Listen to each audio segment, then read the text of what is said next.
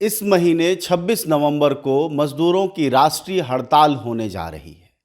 वह अपनी मांगों को लेकर मजदूर संगठनों के कॉल पर मजदूर हड़ताल कर रहे हैं।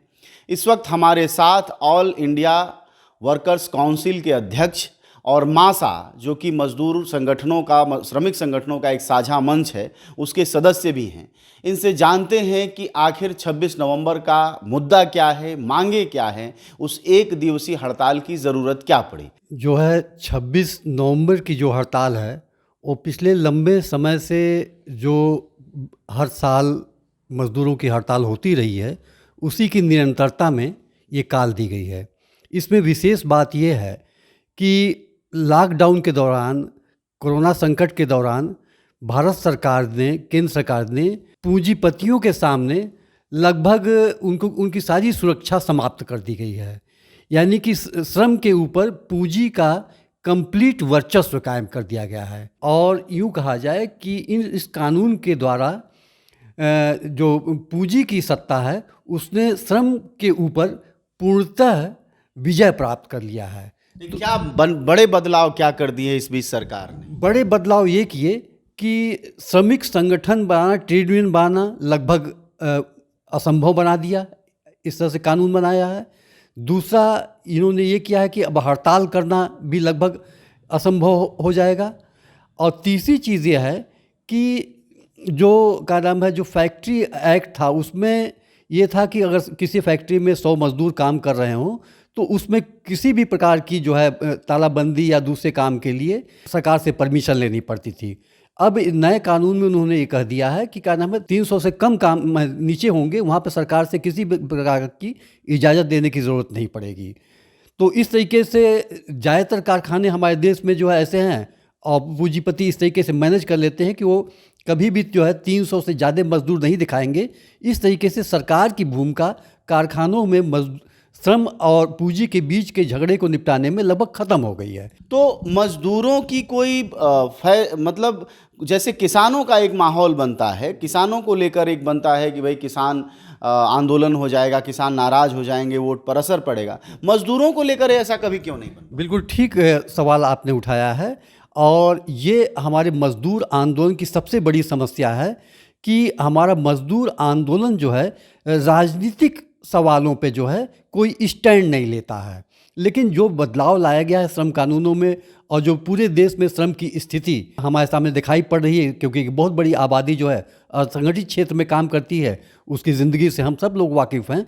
तो ये स्थिति ऐसी है जिसमें कि और ये जो श्रम कानूनों में जो बदलाव किया गया है, ये राजनीतिक ताकत के बल पे ये बदलाव किया गया है कि वो अपनी लड़ाई को राजनीति के दायरे में ले जाए।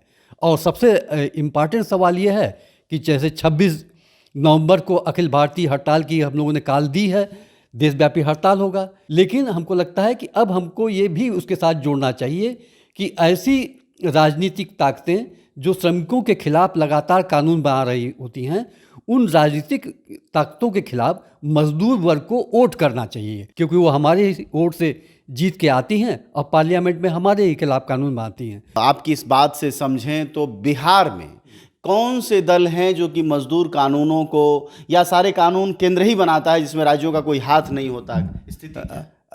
देखिए, जो कानून बनाने का दायित्व है वो राज्य के पास भी है और केंद्र के पास भी है।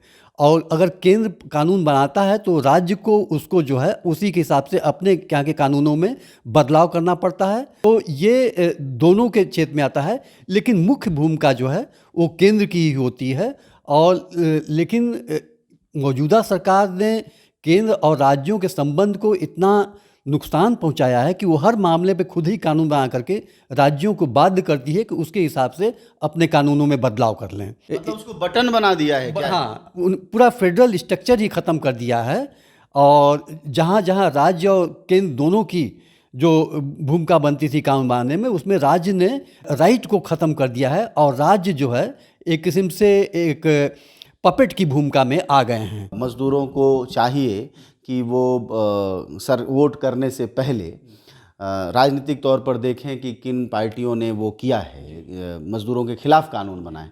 तो क्या मजदूर संगठन आपकी इस राय के साथ तैयार होंगे? हाँ, हम लोग की कोशिश यही है कि हमारे देश में लोकतंत्र है और अगर हम मैदानी संघर्ष करते हैं, धरना प्रदर्शन हड़ताल करते हैं, तो जब लोकतंत्र है और यहाँ पे नियमित समय पे चुनाव होते हैं, तो इस प्लेटफार्म के बारे में भी हमारी एक समझ होनी चाहिए और इस प्लेटफार्म पे भी अपने संघर्ष को हमको विस्तारित करना चाहिए। पत्रकारिता में भी जैसे किसानों का सवाल बनता है, वो क्यों नहीं बन पाता है? देखिए, ये एक अजीब सी परंपरा बन गई है और अपने देश में विशेष तौर पे कि मज़दूरों का सवाल हाईलाइट नहीं होता है जिस तरीके के किसान सवाल हाईलाइट होते हैं। उसका कारण यह है कि किसान किसी न किसी रूप में एक राजनीतिक ताकत के रूप में मौजूद हैं।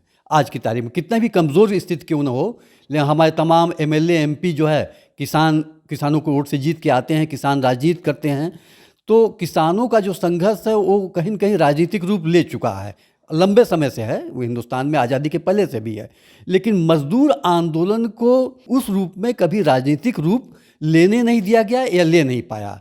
लेकिन अगर हम एक राजनीतिक ताकत नहीं बनते तो कोई भी हमको तवज्जो नहीं देगा। तो मुख्य सवाल है कि हमको एक मज़दूर वर्ग को एक राजनीतिक ताकत के रूप में कैसे खड़ा करें, और ये यहीं से शुरुआत हो सकती है कि हम चुनाव में मज़दूरों के हित में जो है पूरे मानवता के हित में सोच करके वोट करने की एक समझ विकसित करें, एक कार्यनीति विकसित करें। चलिए, आखिरी तौर पर आप हमें फिर से एक बार दोहरा दें कि 26 नवंबर को जो हड़ताल होनी है उसकी मुख्य मांगें क्या हैं?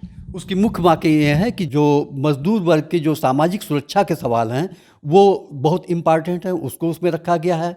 उसमें जो है न्यूनतम मजदूरी के सवाल हैं, इतनी सुविधाएं मिल सकें कि वो मानवीय सम्मान के साथ जीवन यापन कर सके। जी, शुक्रिया आपका ओम प्रकाश जी। हमारे साथ बातचीत के लिए ओम प्रकाश जी थे और वह मज़दूर नेता हैं। पिछले 40 वर्षों से मज़दूरों के बीच, 40 साल ही हुए होंगे, लगातार काम कर रहे हैं। तो हम लोग यह सवाल इसलिए भी ज़रूरी है क्योंकि मज़दूर हड़ताल 26 को है और मीडिया का रवैया लगातार मज़दूरों के खिलाफ रहता है। हमारी कोशिश है कि उन सवालों को आप सबके सामने ले जाया जाए। आप सब भी किसी न किसी मज़दूर परिवार से ही आते होंगे, भले आप माने न माने, लेकिन यह चाहिए कि इन सवालों को आप उठाएं, इनको आगे बढ़ाएं